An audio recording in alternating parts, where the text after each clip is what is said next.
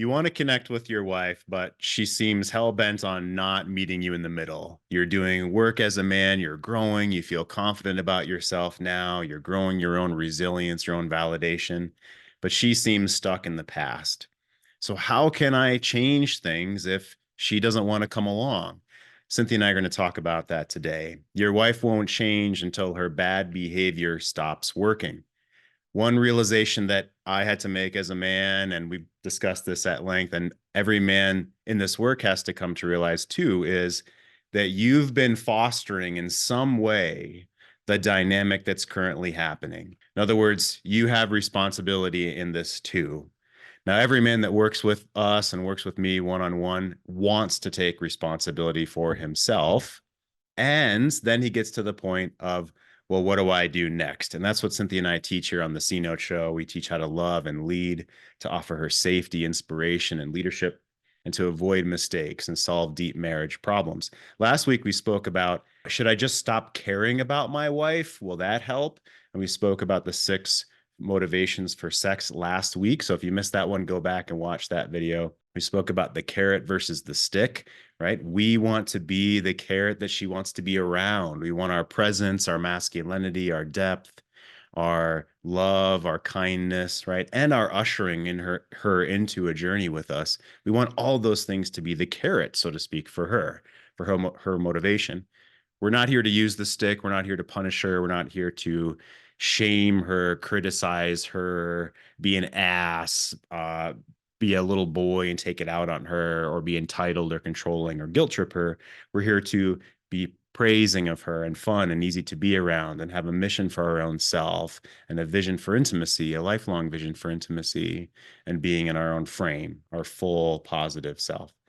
So sometimes we have the pitchfork out and we don't realize it. And that's one of our first things to do, is to put the pitchfork down, to put the stick down, and to be more of the carrot in her life. So today, Cynthia and I will talk about, well, what if she won't change? What if she just keeps having this bad behavior, or she keeps doing something that I don't like? Well, what do I do about that?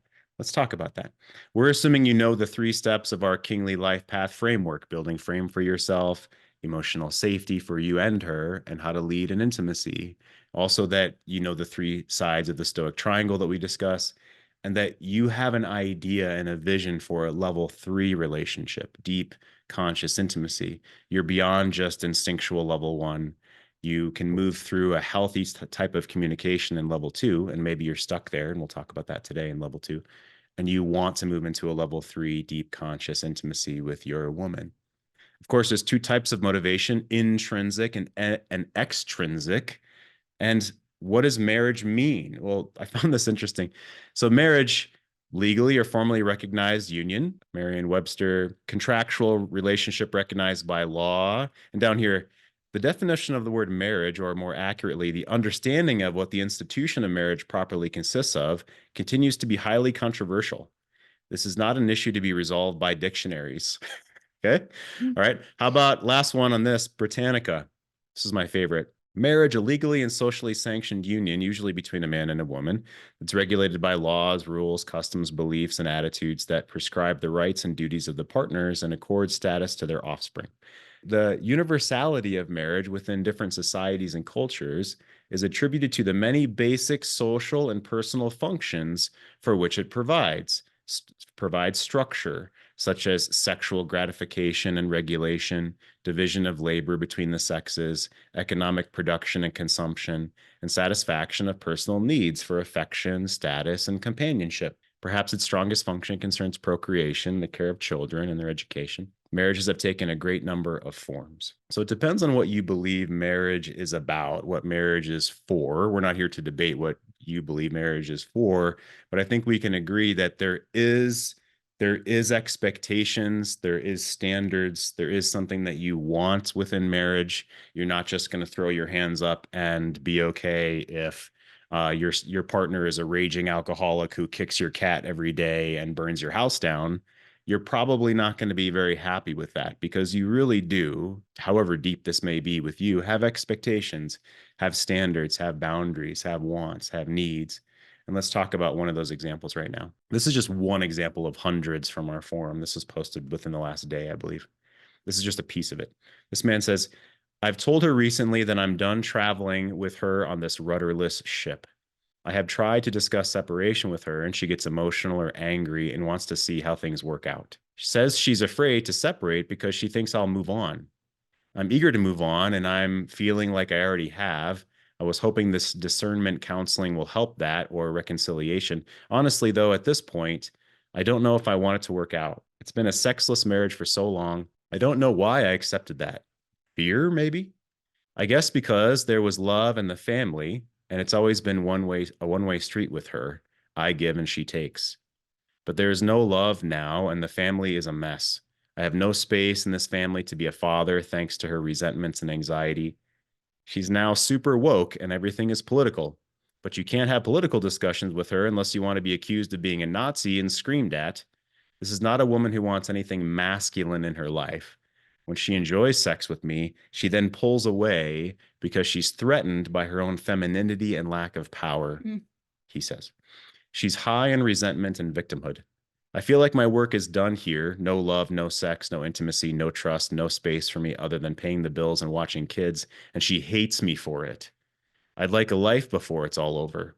I was clear with her about 6 weeks ago that unless there was movement on her part towards reconciliation, I was done. I told her to think about it, and I wasn't demanding anything in particular, just for her to give this marriage a chance by taking concrete steps with me towards intimacy, and that she could decide what that would look like. Doesn't need to be sexual, he says. Of course, there has been nothing. So I was thinking the discernment counseling, which he was asking about in the original post, might get things moving. I am tired of this, so tired. The only thing that excites me in life is this thought of being free of her. I guess I just needed to vent. So now, I'm not saying this man handled this beautifully. He's definitely putting things in her court that really are decisions he needs to make and responsibilities he needs to have within his own self. And that was discussed in the forum as well. I have other responses here in a minute. We've got more slides to get into, more teaching to get into, but let's pause there. So, Cynthia, what are you seeing here that's very common in that he seems to be wanting her to do something? He feels he's been growing for his own self. This man, and again, I'm not saying he handled this perfectly. He's sort of waiting for her to do something and says, 6 weeks ago, I kind of gave her this ultimatum, so to speak, and now he's waiting for her to do something. But she's high on resentment and victimhood, he says. He says she doesn't want anything masculine in her life.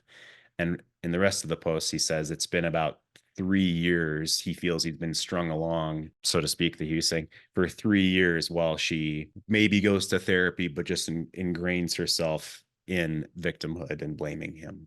So, what are you seeing here to start us off? And we'll get more deeply into this. I'm really in awe of how he described this dynamic because it's exactly it that is an experience of being high on resentment and victimhood. I could say as human beings in general, we can all do that, but particularly for her, yes, she's getting that and she doesn't want to give that up. And then I always ask, well, why?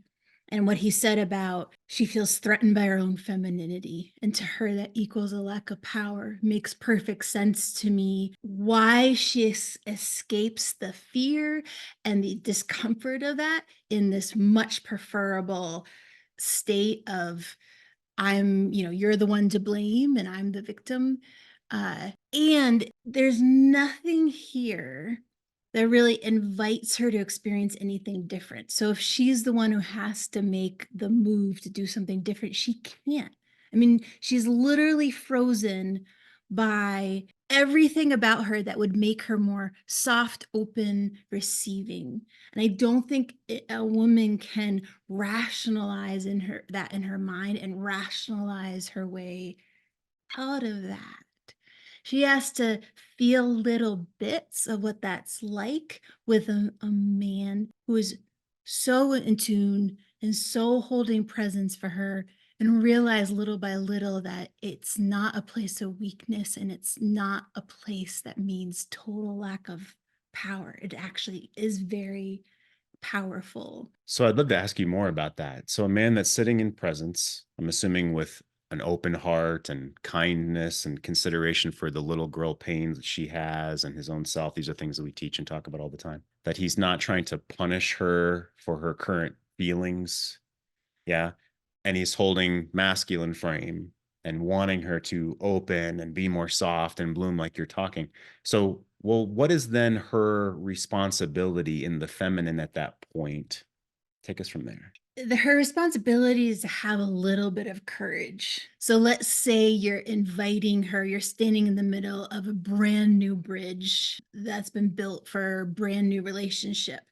And there's invitation, and she's willing to step like onto one floorboard and experience maybe that the bridge is not perfectly solid. Maybe it's a rope bridge, and allow that it's okay to feel a little bit wobbly and then step back, and that's okay, but to keep progressing and to have courage to progress toward you. uh, Her responsibility is to move beyond not just the old story, even though it may come from decades along in her, and to really use the gift of what you're giving her as a brand. Like, oh, this feels different. Like, how do I respond to something that feels different, even if it's just like a glimpse of it between the two of you, versus totally covered up, shaded in the no, nothing's ever different. I can't ever be different than this. Well said. So let's hold on to that for me. And some women that the men that we talk with say that their woman is holding on to the shade, holding on to the blinders, holding on to the shielding. And we're going to talk about that more right now. And we'll take a look at the chat here in a second. So I'm going to go out on a limb and talk about behavioral change in the form of parenting for a minute. Now, those of you that don't know, Cynthia and I retired from the school system in 2016. We were social, emotional, and special education teachers, technically behavioral interventionists and emotional interventionists. And so this is our background. This is our academic training as well. And for a moment, go with me. I'm going to talk about logical consequences and natural consequences in the form of parenting for a second. Okay. As an aside, we all have a little boy, little girl inside of us. We're all acting out of childhood pains. We're all acting out of attachment patterns, family system patterns, other things that Cynthia and I teach and talk about. So go with me for a minute, right? The 3 R's of logical consequences. Now, if you're going to take away the carrot and you're not wanting to use the stick, you have to understand some basics, and I'll take 2 minutes here, some basics of behavioral teaching, right? 3 R's of logical consequences, that it's related. The consequence does not mean a punishment. And I'll give you examples here in a minute. The consequence could be, it has to be related to the behavior, not random, respectful in the way it's communicated and enforced, and reasonable for the person's age and understanding. If, by the way, you have zero skills in relationship, you're here to learn. If she has zero skills in relationship, you have to consider that. You're not expecting her to be a PhD in sexuality or femininity or relationship if she doesn't have the background for that, or if she's never learned that or seen that. So it's reasonable for their age and understanding. Examples: if the child intentionally throws the water over the bathtub with their bucket, the bucket's removed and the child helps clean up after the bath. Logical consequence. The child is playing unsafely with scissors. They take a break and calm down. Right? Child's getting out of bed to play with a toy at night. The parent removes the toy from the bedroom. Child didn't want to do their homework. Well, are we watching TV before homework? Okay, we're not watching TV before homework. Again, go with me for a minute. Is there a time when logical consequences are not a good idea? Well, they should never pose a danger or a risk. It's not a good idea when there's no time to enforce something logical. Like if they're running into the street, you grab their arm and you pull them out of the street. You don't have a conversation with the child who's in danger, right? And it also says another time logical consequences are not a good idea is when there is a better opportunity for learning with a natural consequence. Okay. A logical consequence is something that you enforce. A natural consequence is you not doing anything and naturally something happens. And that's what we're going to talk about here right now. And I'll discuss this with Cynthia. Here's a man's response to that opening post in the forum first before I get into that. So another man, different man says, when I was going through 3 years of waiting in my own relationship, the beginning of movement towards an honest and open relationship was when I said, after 3 years, that I'm done and you can do whatever you want, but I'm not going to try anymore. Note that it was just the beginning. I still had tons of growth work to do after that. But that's when things really started to change because she knew she couldn't jerk me around anymore. And I don't mean she was being maliciously manipulative, just that she was taking the easy path of least resistance that I had offered her. It's been a process. This is the opening poster again. It's been a process. 3 years ago, I was very clear with myself that I wanted things to work out. Marriage takes two, and she asked me to be patient with her and give her time. I agreed because it's what I wanted. I've begun to suspect, however, that her request for patience was not really sincere but manipulative. She seems perfectly happy now with the status quo and unwilling to change. I was asked to change by her, and I readily did because of my love for her and my commitment. However, 3 years later, I do not feel like I'm working with a sincere person. I don't trust her. I'm confused if I want things to work out with her. I feel completely and utterly negated by her and gutted by my sacrifice. For her, it's all about power. I suspect I just signed myself up to be used. Now, again, this man put all of his sense of validation and hope in her hands, which she, I'm going to ask Cynthia right now. So, of course, our spouse isn't a child. Yeah. Yes, we all have a child within us. But if I rely on her to lead the relationship, if I believe that she wants to move towards something more, and she doesn't, does that mean that she was manipulative on purpose? Does that mean that she was malicious? Talk with us about why things maybe haven't shifted, why she's still behind the shield and the status quo, as he says. When you're and as a woman and you're kind of settling into more of your own masculine container, it almost feels like you're in like a something with a shelf. And to step out of that is a lot of extra energy because it's stepping into something more vulnerable. It's stepping into fears from the past. It's even stepping into a world where you're not sure of your own. Do I have power or am I totally disempowered if I'm not like this and in control? And so there could be the part of her that gets a kick out of like, he asked me to do this, like, no. Uh, it could also just feel like that resistance of trying to transition into something more feminine, which even requires her own masculinity to hold her to do that. And that's a lot of conflicting stuff for her to Mm. figure out. And it could that just sounds even when I say that aloud, that sounds desperately lonely, and it reminds me of, like, kind of, you emerge out of the hole, stand in the middle of the desert, and, like, maybe someone's around, or maybe you're just bare and open to the elements. Okay, so yeah. And now we don't know how this man is engaging with her. And so I honor him that he's doing this work, honor him that he wants good things. I don't know how he's particularly inviting her or not. I don't know if she feels abandoned. I don't know if she feels, what she feels in this point. But let's step forward from there. Well, how can we motivate her in a positive way? If things aren't stepping forward, what can I do as a man? What's even my choice here? Well, we're not using the stick, we're using the carrot. And the carrot is your time. The carrots of you are your time, your literal amount of time with her, your attention to things that she wants. Are you considering her when you're away from her? Are you doing things for her that you know that she would want? Are you buying her gifts? Are you writing her notes and messages? Your attention, and then ultimately your commitment.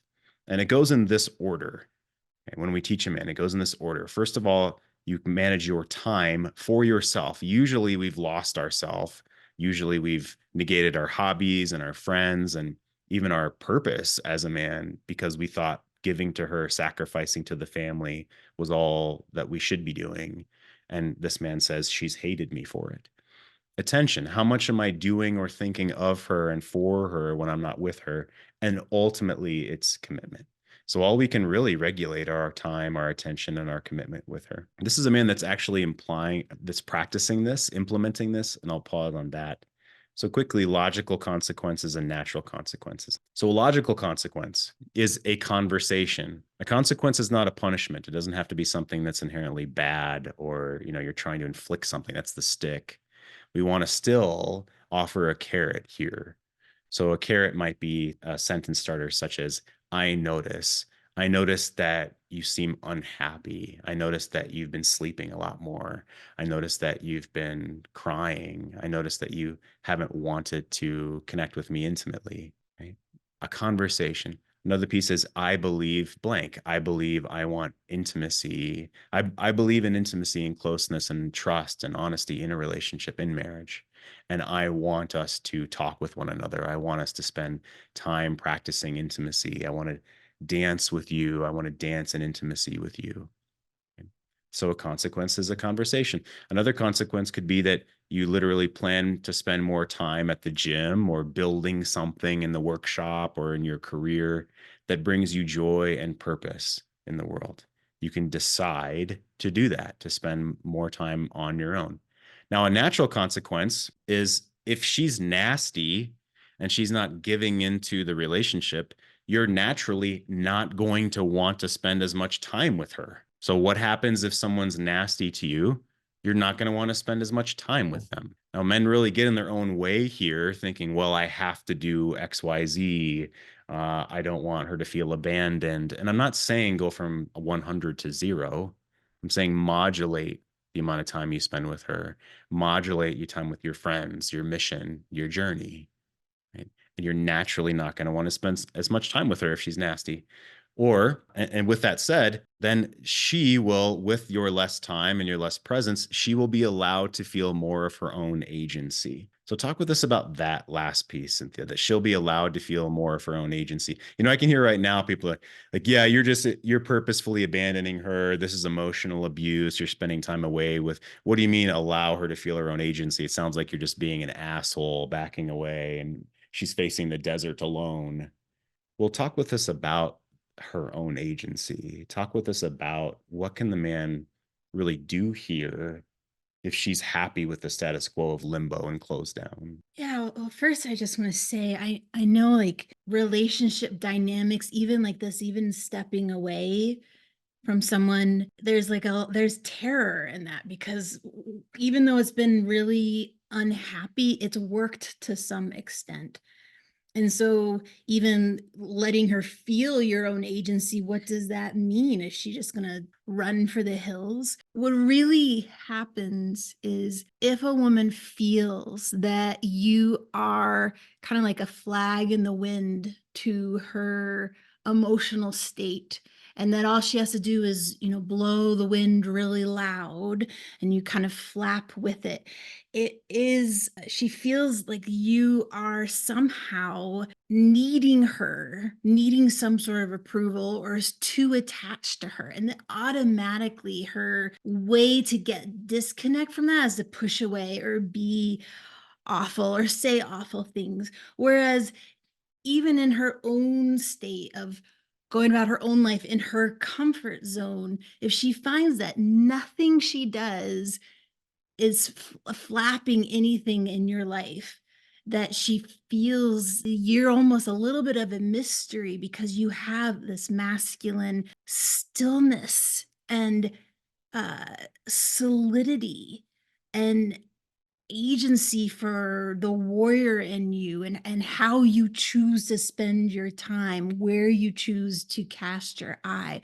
That is a very powerful experience for a woman where she either can go, "Oh, crap, I don't get to just own this," or she can feel a deeper level of respect, or it even can be a big sigh of relief of recognizing you're not just another woman that she's intricately connected to. She can actually feel it. There's a separateness, the kind of separateness that then can actually build attraction.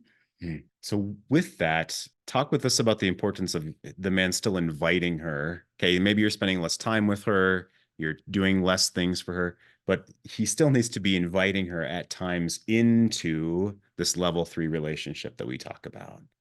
And otherwise, what? If she just shames him, we talked about shame last week, and you said if the shame works, then you're the flag blowing in the wind. Yeah. But if her shame doesn't work, then she has nothing to victimize herself against. But she can still have that story. Yeah. So talk with us about that story and the importance of in continuing to invite her into connection and presence and intimacy at times. Yeah, like I also can imagine that having to come back and invite over and over to someone who chastises or shames could be excruciating. And if you actually aren't affected by how she's responding to that, that again is almost teaching her that she doesn't have any power over you. She feels the power within you, and that makes it so much more inviting for her. And when you come and invite and you offer, like your eye's been over here, and then you deem like, okay, this is a moment I'm going to turn my attention on her, that is such a gift, and that is such a golden invite to her. Your presence, your eye, your plan with her. And she may not be able to really take that in the moment, but you're kind of making the gold of who you are a scarcity. It's not just something that she gets to take from whenever she wants. It's the unique experience. It's the sacred masculine in you. It's the king in you saying, "Hey, in this moment I'm offering." And if she doesn't have the skills to receive that yet, then that's a loss. I would want her to feel, because that's actually feeling more into her feminine than if she's getting something out of the pushback. Yeah, thank you. So let's look at specific examples. So in the chat, what if she interprets any disagreement, however respectfully presented, as criticism, most likely due to her own childhood stuff, but refuses to do the working? What would you say to that question, Cynthia? She refuses to do healing work. She interprets everything that you do as disrespectful and criticism. Yeah, I mean, gosh, what you shared before, it makes me think almost like no matter what you would say, she would have something verbally to come back with. I mean, something that I feel is like part of that gift of the masculine, of your masculine frame, is just calling out what's in the moment of, hey, I know this could you might hear this as criticism, and then stating what you need to say anyways, allowing it to be in the light versus the shadow.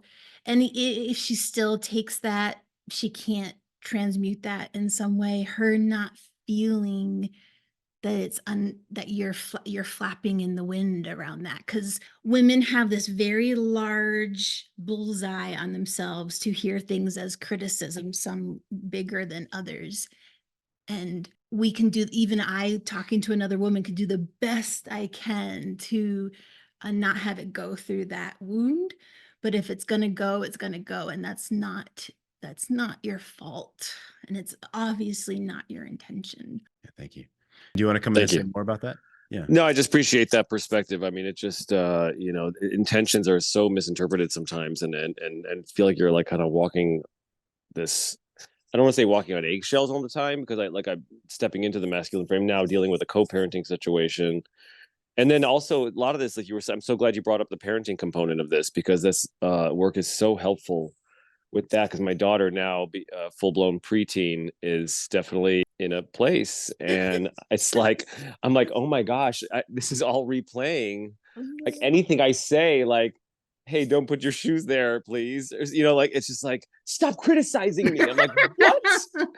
What No. is that? Then we like looked up the definition of the word criticism. This is not a criticism. This is me instructing you to do something to keep our home clean, and I'm like, I don't know, and it feels like these same things are replaying, and how can I approach these better and more skillfully? I don't know, Yeah, well, let me give you something right there. I dealt with this a lot. We dealt with this a lot with our son, my son. And right then I would say, so, hey, please put your shoes here. And it's this emotional reaction. I would say, it seems like you're upset. So there's the logical consequence of a conversation about I notice it seems like you're upset. Yeah, you're right. You're such an asshole for making me put my shoes there. Like, I hear it, you don't need to fix it though. But the big thing is to care, to show that you care. That's the invitation. Right. Have you Yeah. tried I that? mean, yeah. I mean, I've tried some version of that, but I guess I could do better. That could be, there's some room for improvement there. Sometimes I mean, just being straight up and honest here. Sometimes I don't care. Sometimes I'm like, just do the fucking thing that I said. You know, I'm like, please, it's too much to worry about here. Single parenting in this house, and it's a mess, and I can't Sure. like fucking put it away. Yeah. Um, I mean, that's valid. You know, ignoring excuse me. is a valid choice. Yeah, I don't know, but anyway, it's a work in progress. Nobody's Yeah. perfect. Good to see you, Thanks, man. Thanks guys. for coming on. Yeah. Yeah. How do you break your dependency without failing to meet her needs, or are they kind of one and the same? Well, definitionally, they're not one and the same. It depends, though, on what you mean by her needs. I grabbed this, I guess you could call it a meme last week. Codependency says, I can feel your pain and I must do everything I can to make you feel better, even when that causes me suffering. And healthy detachment says, I can feel your pain, and if there's something I can do, I might choose to do it. However, it's not my duty to fix things for you. So, what's in your mind about her needs and your dependency? Yeah, please. Well, I know I have a tendency to be a nice guy, and I previously have been a very codependent individual. So fortunately, I realize more of this with every relationship I'm in, and I work towards separating myself from the needy acts I would previously want to engage in. But a lot of times that separation brings out a lot of anxiety in them. Mhm. And of course, it's not my problem. I mean, that's their dilemma. Obviously, they might have their own codependency, which that's going to spark, obviously, a reaction in. But how do I step back to take care of myself while also saying, look, I'm not doing this out of the absence of love for you. I'm doing this out of what I believe is right for me and best for us. Yeah. Have you said that? I'm doing what I believe is best for me and the best for us. Kind of. I mean, not directly like that, but I've said similar things. I mean, texting is one of the best examples to where I'm just like, I don't believe in texting. I value spending time in person. I know previously I would get hooked on chatting all day because I would want attention, or not necessarily attention, but I'd want to know that, they were there in case I needed them, type of thing. And so I've been like, look, I value spending time in person. We have a difference of opinion there, and that's okay. But like that's just not who I want to be, as someone who's always on my phone, distracted by my phone, even though I would love to do that 100% of my time. If anybody had 100% of their time to completely give to one person or two people, but Sure. Well, so I'll ask Cynthia about your question because that's a great question. But I'm curious about the last thing that you said. Would you really want to spend 100% of your time caring for someone else every day for the rest of your life? well, that's not quite what I mean. Uh-huh. I might not have worded that well. More like, if someone was like, "Hey, would you love to hang out with your best friend all week?" I'd be like, "Sure." If I didn't have to work and take care of myself and, go to the gym and make dinner, like, well, I'd love to hang out with my friend all week. But like, there are other things to be taken care of that their priorities change depending on the time and the circumstances. Yeah, So like, exactly. yeah, in a dream world, I would hang out with my best friend all day long. But Sure. I mean, it's like, would you like to have sex all day, every day for the next week? Yes, until I'm raw and tired and I don't want to anymore. Right? Like, yeah, yeah, would you like exactly. to eat? Yeah, Yeah, yeah, that's what I'm saying. yeah, yeah. I mean, So it sounds good, but there's a reality too. So right. And we all, I've, I'm constantly thinking about this, going through this. We all have to grow through those Disney stories to right. what is the world? What is reality? Where does love come from? What does relationship mean? What does the balance mean? Okay. So Cynthia, the heart of his question is, well, what if she then doesn't like it when I'm going to go spend time on my own, regardless of how I frame it or how I say it? And how can I not be fall into a shame spiral, I suppose? What's your perspective on, again, her her responsibility for her own self within still the feminine? Mhm. How would a master practitioner, a woman, handle that? Yeah, I guess the first is I think right now in our world, it's really blown out of proportion because of the texting and the immediacy. But there is something very instinctual about the feminine who just has natural anxiety if she feels like she isn't part of the adventure that you're on. And she can't be part of every single adventure that you're on. And it's not healthy for her to be part of every adventure that you're on. And that is a very real like uncertainty. If you're out in the world, what does that mean? Who will you meet? So I guess I want to come back again to the masculine frame of just calling out kind of the elephant in the room, like, hey, like, this doesn't mean that I'm not here. And you might already do that. A woman being gifted your frame like that, who really speaks to the real pain behind it, really gives the like verbal reassurance and the boundary. Like, it's her job to then anchor herself in your words in that way, or however else in your relationship you anchor that.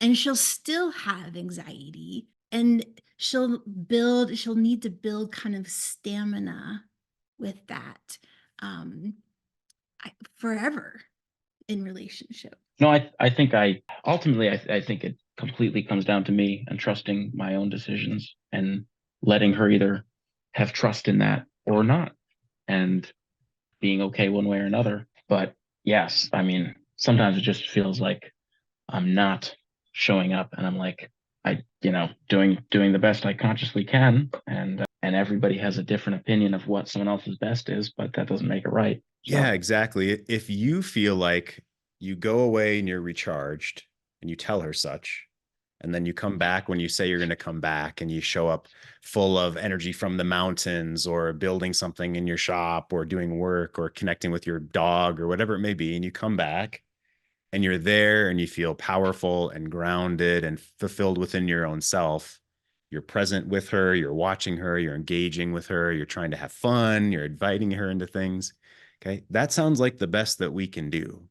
And if she's stuck in punishing you or closing down or her own story, trying to pry that oyster open is not going to help. It just gives her something to push against. Right. So that's what this right. work is about, is feeling good within yourself. So do you feel like you're showing up strong within who you are? Yeah, honestly, I it's just a lack of trust in myself, and I think it's just my uncertainty over whether or not it's a shit test. And it probably is, because like I know that in most of the specific cases, it's either a deeper problem than what's being shown on the surface, or I already know what it's about and it's not my problem unless she wants to ask me to help. But like even then, I can't be on the phone 24/7 to make her feel better. That's not that wouldn't be loving, that'd be rescuing. So Yeah, so yeah. that's absolutely fair to say. And if it's a shit test or not, the response from you is the same, right? A shit Right. test is you aren't doing something. That's a shit test, is about. Then when she says you, and that's, agree and amplify, joke about it, and see if she'll laugh. And if she doesn't laugh, then see if she'll open deeply. So it's the range of try to get her to laugh. If that doesn't work, open her deeply. Like, this seems like it really bothers you. Tell me more. And if she refuses both of those things, then you give her space because she's not opening to you. A comfort test is when she says, I don't feel like you love me, or I don't feel safe, or I don't know where you are. Then she's wanting comfort in the relationship. So those things are a different topic for another time. But yeah, Can you just quickly summarize the two of those once more? You yeah, said shit shit test test is is when going to she be says you, like you aren't doing enough, or you're an asshole. So she's pointing and saying okay. you. That's a shit test. And when she's talking about And you know that herself, because it's a comfort test. it's something she doesn't like about you, and she's testing to see if you're willing to be okay with yourself. Right. Okay. And a comfort test is directly about her. I don't blank. Correct. That's correct. Okay. Hmm. So if she does a comfort test, like, I feel like you're abandoning the relationship, and you joke about it, she's going to feel like you're being kind of a dismissive asshole. Right. So that's, Right. yeah. So think about that for sure. If you guys want us to talk about that more another time, we can. Thanks. Real quick, someone in the chat was saying that nothing worked for me. She criticized me for trying too hard and doing too much. Most of it was on my own. After we were done, she claimed that if I kept trying, she didn't know if she would have been able to be amicable. I dropped the reins and everything got better. Even though we were done, it was hard to stop trying. Mm. Say something about that. Like, this woman's even aware that if he keeps trying, it'll make her more upset. What's that about? Yeah, let me feel into that for a moment. It's almost, it reminds me of, she knows that the two of you are playing this game of dynamics, that she pulls away and you're trying something. She doesn't want to let that particular game go. uh and actually having you continue to try, and when she's kind of determined what her role is and that she wants to keep this role, feels like pushing the button on something that's makes her vulnerable and angry and turned off. And so actually stepping away from the game that's working for her, because she likes kind of putting you in that box of this is annoying. It's a really good way for women to feel like emotionally disconnected from something. Stepping away from that can actually get her more in touch with the what's really going on inside of her, what she's truly feeling. Yeah, thank you. What do you mean emotionally disconnected from something? You're talking about your relationship or something she's experiencing that she doesn't want to experience? Yeah, it could be both. So let's say in your situation, if she's complained about, you're at work extra hours and you don't text her, and you say, hey, I had this, and this to do, and I told you I wouldn't text you, and I'll be home when I can. And she goes, well, that's annoying. That's because beneath that, she felt something that was painful. That goes into one of those what, like deeper, more heart-centered emotions that probably felt achy. And so women, and I see this a lot, can like kind of jump over feeling the heart pain of that and almost chastise another or try to put it into a box of annoying. And even when I say that, I get a little bit of like, I feel more of like a valley girl, like whatever, I'm not affected by anything, versus the, oh, that felt like kind of a punch to the heart. And then what to do there is that you don't accept that that's the frame that things are going to stay in. So you get home, she's upset, she's still annoyed. You say, come over here and give me a hug. She probably pushes you away, and you lovingly insist one time, as we teach, no, really, come here. Come here. I care about you. And then you say something like, it seems like you missed me today. Seems like you missed me today. I'm here. And you connect with her, you attempt to connect with her. Now, if those things don't work and she pushes you away emotionally or physically, you go about your life otherwise. And this is where you're talking about getting good at detachment from codependency. And man, I've been there. I think we've all been there to different extents. So I appreciate your question. Good stuff. So there is a man there. We definitely have clients that are practicing this. I won't read this for sake of time, but this man on the forum today was updating us on that. He doesn't want to feel like they're staying together for convenience, financial, housing, best friends, or anything. So she can have the best of what I can offer while she stays at arm's length away from me intimately. And he talked about how he told her such, and then he went skiing, and then he spent more time on his own. And he's intentionally doing this where he's taking more time for himself. He's not giving her as much attention, but he's not deciding to end the marriage. And we'll keep you updated on that as well. And certainly any other questions you guys have. So check us out in the forums. If you want to reach out to me and ask questions, my email is jeff@greatmenmovemountains.com. We've got free stuff on our website. We've got, I think, 800 videos now on YouTube, Great Men Move Mountains. Check out our stuff. Reach out to me. See you guys next time. Thanks, Cynthia. Bye, guys.